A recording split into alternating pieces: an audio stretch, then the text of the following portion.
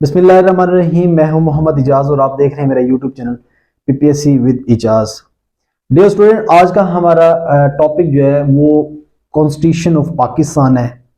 इसमें हम देखेंगे टोटल कितने कॉन्स्टिट्यूशन हमारे मुल्क में आ चुके हैं और जो इस वक्त कॉन्स्टिट्यूशन जो है वो कौन सा इन्फोर्स्ड है हमारे पाकिस्तान में। बेसिकली 3 कॉन्स्टिट्यूशन हमारे पाकिस्तान में आ चुके हैं। First 1956 constitution, second 1962 constitution and third 1973 constitution, जो कि स्टिल अभी जो है वो वर्किंग में है पाकिस्तान में। ठीक है, ये 2 कॉन्स्टिट्यूशन जो है 1956 और 1962 का कॉन्स्टिट्यूशन जो है ये अब नहीं रहे, इनको जो है वो एब्रोगेट कर दिया गया है, इनको जो है वो हमेशा हमेशा के लिए खत्म कर दिया गया है। अच्छा जी डियर स्टूडेंट, अगर आप किसी भी कॉम्पिटिटिव एग्जाम की तैयारी कर रहे हैं तो उसके लिए कॉन्स्टिट्यूशन जो है वो एक इम्पॉर्टेंट टॉपिक है जीके के हवाले से। इसमें से ऑलमोस्ट एक क्वेश्चन जो है वो लाजमी आता है। हम इसमें बेसिकली जो है वो कंपैरिजन करेंगे 3 कॉन्स्टिट्यूशन के दरमियान के फर्स्ट कॉन्स्टिट्यूशन में क्या था, सेकंड कॉन्स्टिट्यूशन में क्या अमेंडमेंट्स हुई, थर्ड कॉन्स्टिट्यूशन अभी जो पाकिस्तान में चल रहा है उसमें क्या क्या अमेंडमेंट्स हुई, वो हमने इसमें देखना है, इनको कंपेयर करना है एक दूसरे के साथ। सो फर्स्ट कॉन्स्टिट्यूशन हमारे पास 1956 constitution, second 1962 constitution and third is 1973 constitution. अच्छा जी, फर्स्ट कॉन्स्टिट्यूशन हमारे पास 1956 कॉन्स्टिट्यूशन, इसको लागू कब किया गया, इसको इन्फोर्स्ड कब किया गया पाकिस्तान में, तो इसको 23 मार्च 1956 में इसको जो है वो पाकिस्तान में इन्फोर्स किया गया। ये आपने डेट याद रखनी है, समटाइम ये एग्जामिनर जो है वो पूछ लेता है। ये किसके दौरे हुकूमत में पेश किया गया, ये चौधरी मोहम्मद अली के दौर में जो है वो ये पेश किया गया 1956 का कॉन्स्टिट्यूशन। और इसको एब्रोगेट कब किया गया, इसको यानी कि खत्म कब किया गया, इसको 7 अक्टूबर 1958 में जो है इसको खत्म किया गया। अब क्वेश्चन यहां पे ये रेज होता है कि इसको किसने खत्म किया, इसको जनरल सिकंदर मिर्जा ने जो है वो खत्म किया। उसने मार्शल लॉ लगा के जो है 1956 का कॉन्स्टिट्यूशन जो है वो हमेशा के लिए खत्म कर दिया। ठीक है, 7 अक्टूबर 1958 में 1956 का कॉन्स्टिट्यूशन जो है वो खत्म कर दिया गया। अच्छा जी, सेकंड कॉन्स्टिट्यूशन 1962 का कॉन्स्टिट्यूशन जो है 8 जून 1962 को जो है वो पेश किया गया। किसने पेश किया, जनरल अयूब खान ने जो है वो पेश किया इसको। अच्छा जी, इसको एब्रोगेट कब किया गया, खत्म कब किया गया, इसको 25 मार्च 1969 में जो है वो जनरल याया खान ने मार्शल लगा के जो है वो इसको खत्म कर दिया इस कॉन्स्टिट्यूशन को। अच्छा जी, अब मौजूदा की बात करें 14 अगस्त 1973। अब जो मौजूदा पाकिस्तान का कॉन्स्टिट्यूशन रनिंग में है, जिस बेस पे पाकिस्तान जो है वो चल रहा है, जो अब इन्फोर्स्ड है हमारे पाकिस्तान में, तो वो कॉन्स्टिट्यूशन जो है वो 1973 का कॉन्स्टिट्यूशन है। अलबत्ता इसको 1977 में जनरल जियाउल हक ने जब मार्शल लगाया तो उस टाइम जो है वो इसको कुछ अरसे के लिए इसको सस्पेंड कर दिया गया, यानी कि 1977 से ऑनवर्ड 1985 तक 1973 वाले कॉन्स्टिट्यूशन को जो है वो सस्पेंड किया गया, ना कि इसको एब्रोगेट किया गया। ठीक है, कुछ अरसे के लिए। तो ये तकरीबन 7 से 8 साल का जो है वो अरसा बनता है, जिसमें जो है वो 1973 के कॉन्स्टिट्यूशन को जो है वो सस्पेंड किया गया। नेक्स्ट हमारे पास है आर्टिकल 234। अब 1956 के जो कॉन्स्टिट्यूशन में आर्टिकल्स हैं वो कितने हैं, वो हैं 234। नेक्स्ट 1962 कॉन्स्टिट्यूशन की बात करें तो उसमें आर्टिकल 250 है। अगर 1973 के कॉन्स्टिट्यूशन की बात करें तो इसमें 280 आर्टिकल है। इसके साथ मैं आपको एक इंपॉर्टेंट यहां पे क्वेश्चन बताऊंगा। 1973 के कॉन्स्टिट्यूशन में अब तक जो है वो 26 अमेंडमेंट जो है वो हो चुके हैं। कितनी अमेंडमेंट है, 26 अमेंडमेंट जो है वो हो चुकी हैं।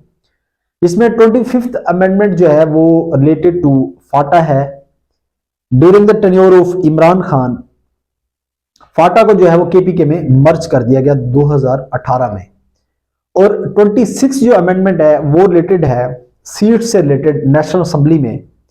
तीसरा पॉइंट है इस्लामिक रिपब्लिक। 1956 के कॉन्स्टिट्यूशन में जो है वो इस्लामिक रिपब्लिक का नाम दिया गया पाकिस्तान को, ठीक है। सेम केस है 1962 के कॉन्स्टिट्यूशन में भी इस्लामिक रिपब्लिक ऑफ पाकिस्तान जो है वो नाम रखा गया।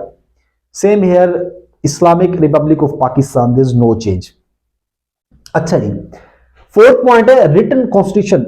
अब देखें, एक रिटन कॉन्स्टिट्यूशन होता है, एक अनरिटन कॉन्स्टिट्यूशन होता है। कुछ ममालिक ऐसे भी हैं जिसमें रिटन कॉन्स्टिट्यूशन जो है वो इन्फोर्स नहीं है। जैसे मैं आपको एग्जांपल दूं, फॉर एग्जांपल यूके, इसराइल, ये ऑलमोस्ट 5 कंट्रीज हैं जिनमें जो है वो कॉन्स्टिट्यूशन रिटन बेस्ड नहीं है, बुकिश शक्ल में नहीं है, अनरिटन फॉर्म में है। लेकिन जो हमारा कॉन्स्टिट्यूशन है वो रिटन फॉर्म में है, ठीक है। 1956 का कॉन्स्टिट्यूशन वो भी रिटन फॉर्म में था, 1962 का कॉन्स्टिट्यूशन वो भी रिटन फॉर्म में था, और 1973 का कॉन्स्टिट्यूशन वो भी रिटन फॉर्म में था। फिफ्थ पॉइंट है ऑब्जेक्टिव रेजोल्यूशन। अब ये एक इंपॉर्टेंट क्वेश्चन है कि ऑब्जेक्टिव रेजोल्यूशन को प्रेजेंट कब किया गया। तो इसको जो है वो लागू किया गया 1949 में। ऑब्जेक्टिव रेजोल्यूशन को कब पेश की गई? 1949, 12 मार्च। इसको किसने जो है वो प्रेजेंट किया? इसको first prime minister of Pakistan Liaquat Ali Khan ने जो है इसको प्रेजेंट किया, ठीक है, 12 मार्च 1949 में। ऑब्जेक्टिव रेजोल्यूशन सेकंड 1962 कॉन्स्टिट्यूशन में, ऑब्जेक्टिव रेजोल्यूशन 1973 कॉन्स्टिट्यूशन में। अब इसका मतलब क्या है? अच्छा, आप देखें, हमें आजादी जो मिलती है वो 1947 में जो है वो हम जो है वो आजाद होते हैं, 14 अगस्त 1947 को। उसके बाद हमारे पास जो है वो कोई कॉन्स्टिट्यूशन नहीं था जिस बेस पे हम जो है वो अपने मुल्क को चला सके। तो हमने क्या किया कि 1949 में एक 12 पॉइंट्स पर मुश्तमिल जो है वो एक लॉ पास करवाते हैं और हम उसी पे जो है वो अपने मुल्क को जो है वो चलाना शुरू कर देते हैं। फिर 1956 में, ठीक है, 8 से 9 साल गुजरने के बाद हम जो है वो कॉन्स्टिट्यूशन लेके आते हैं। अब ये जितने भी कॉन्स्टिट्यूशन है 1956, 1962 एंड 1973, ये सारे के सारे कॉन्स्टिट्यूशन जो है वो ऑब्जेक्टिव रेजोल्यूशन की बेस पे बनाए गए, ठीक है। इस वजह से जो है हमने 1956 के कॉन्स्टिट्यूशन में ऑब्जेक्टिव रेजोल्यूशन को इंक्लूड किया, 1962 के कॉन्स्टिट्यूशन में भी ऑब्जेक्टिव रेजोल्यूशन को बेस बनाई, और 1973 के कॉन्स्टिट्यूशन में भी हमने ऑब्जेक्टिव रेजोल्यूशन को बेस बनाया। अच्छा जी, 6 पॉइंट है हमारे पास रिज्ड कॉन्स्टिट्यूशन। 1956 का कॉन्स्टिट्यूशन जो है वो रिज्ड है, 1962 का कॉन्स्टिट्यूशन है वो भी रिज्ड है। सेम केस है 1972 का कॉन्स्टिट्यूशन वो भी रिज्ड है। अब रिज्ड का क्या मतलब है? Basically there are 2 types of constitution, one of them is flexible, another is rigid constitution. Flexible constitution क्या होता है कि जिसमें जो है वो इजीली अमेंडमेंट हो सके। लेट्स सपोज जिसमें किंग सिस्टम होता है या फिर जो है वो डिक्टेटरशिप सिस्टम होता है, तो वहां पे किंग बादशाह जो है वो इजीली अमेंडमेंट जो है वो जब चाहे उसका दिल करे जो है वो कॉन्स्टिट्यूशन में चेंज कर सके। तो इसके बरक्स जो रिज्ड कॉन्स्टिट्यूशन होता है, इसमें क्या हो सकता है, आप इसमें इजीली जो है वो अमेंडमेंट नहीं कर सकते, ठीक है। इसके लिए आप क्या होता है कि आपको हर सूबे से अप्रूवल लेनी पड़ती है, ठीक है। आपके पास 2/3 मेजोरिटी होनी चाहिए अगर आप जो है किसी भी कॉन्स्टिट्यूशन में जो है चेंजिंग लाना चाह रहे हैं, ठीक है। बेसिकली ये रिज्ड कॉन्स्टिट्यूशन का कंसेप्ट है कि ये कॉन्स्टिट्यूशन जो है इजीली अमेंडमेंट नहीं हो सकती इसमें। अच्छा जी, अब इसमें क्या था, 1956 के कॉन्स्टिट्यूशन में क्या था, पार्लिमानी निजाम था, ठीक है, जिसमें सबसे ज्यादा अख्तियार जो है वो किसको दिए गए? वजीर आजम को दिए गए, ठीक है। लेकिन 1962 का कॉन्स्टिट्यूशन वो था सदारती, उसमें निजाम था जिसमें ज्यादा अख्तियार जो है वो सदर के पास चले गए। बट 1973 के कॉन्स्टिट्यूशन में जो है वो अगेन जो है वो अख्तियार किसके पास चले गए? वजीर आजम के पास चले गए, ठीक है जी। नेक्स्ट पॉइंट है हमारे पास यूनिकैमरल। अब यूनिकैमरल का क्या मतलब है कि जो हमारी पार्लियामेंट है उसमें एक हाउस था, ठीक है। यूनिकैमरल, यूनि का मतलब एक, यूनिकैमरल मतलब 1956 के कॉन्स्टिट्यूशन में हमारा एक हाउस था। वो कौन सा था? वो था नेशनल असेंबली, ठीक है। सेम केस हेयर 1962 के कॉन्स्टिट्यूशन में जो है वो एक ही हाउस था, वो था नेशनल असेंबली। बट 1973 के कॉन्स्टिट्यूशन में हम क्या करते हैं कि हम जो है वो अपनी जो पार्लियामेंट है उसको दो हाउसेस में शक्ल में जो है वो तब्दील कर देते हैं, ठीक है। One of them is national assembly, another is senate. अब ये भी क्वेश्चन इंपॉर्टेंट है कि पूछा गया है क्वेश्चन के सेनेट को जो है वो किस कॉन्स्टिट्यूशन में जो है वो इन्फोर्स किया गया या बनाया गया, तो वो है जी 1973 के कॉन्स्टिट्यूशन में जो है वो सेनेट का इदारा जो है वो बनाया गया, ठीक है जी। जिसकी नेशनल असेंबली की सीट्स में पहले डिस्कस कर चुका हूं, 336 है अब, और सेनेट की जो है वो 100 है, लेकिन अभी इलेक्शन के बाद सेनेट की सीट्स जो है वो 96 रह जाएगी। नेक्स्ट हमारे पास उर्दू एंड बंगाल। अब देखिए 1956 के कॉन्स्टिट्यूशन में जो कौमी जबान किसको कहा उन्होंने, उर्दू एंड बंगाल, यहां पे भी उर्दू एंड बंगाल, बट 1973 के कॉन्स्टिट्यूशन में जस्ट उर्दू जो है वो रह जाती है कौमी जबान। अब ये कैसे, मैं जरा इसके आपको डिटेल बताऊं तो देखें 1956 के कॉन्स्टिट्यूशन में अगर आप देखें बांग्लादेश और पाकिस्तान जो है वो दोनों साथ थे, अलग नहीं हुए थे। इसी तरह सेम जो है वो 1962 के कॉन्स्टिट्यूशन में जो है वो अपना पाकिस्तान और बांग्लादेश साथ साथ थे, ठीक है। बट 1973 के कॉन्स्टिट्यूशन में अगर हम जाएं तो बांग्लादेश जो है वो 1973 से पहले 1971 में जो है वो आजाद हो जाता है, ठीक है। वो सेपरेट हो जाता है पाकिस्तान से, जिसको हम जो है वो ईस्ट बांग्लादेश, ईस्ट बंगाल के नाम से हम जानते हैं जिसको, ठीक है जी। यानी कि 1956 के कॉन्स्टिट्यूशन में बांग्लादेश और पाकिस्तान एक ही मुल्क था उनका। सेम केस है 1962 कॉन्स्टिट्यूशन में बंगाली और पाकिस्तानी जो है वो साथ साथ रहते थे, तो उर्दू एंड बंगाल दोनों कौमी जबानें थी। बट 1971 में क्या होता है कि बांग्लादेश हमसे जो है वो आजाद हो जाता है, तो इस वजह से हमारे पास रिमेनिंग क्या रह जाती है, उर्दू जो है हमारी कौमी जबान रह जाती है।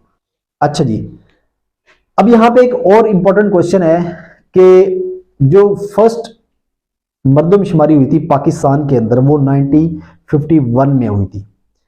हर 10 साल बाद जो है वो मर्दमशुमारी होती है।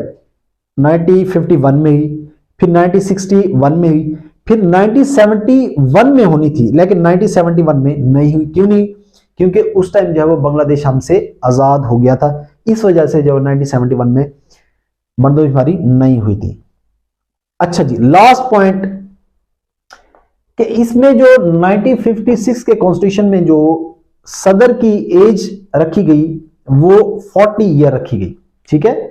1956 कॉन्स्टिट्यूशन में जो सदर की एज थी वो 40 ईयर थी, बट 1962 के कॉन्स्टिट्यूशन में 5 साल कम करके कितनी रखी, 35 जो है रखी गई, ठीक है, 35 ईयर।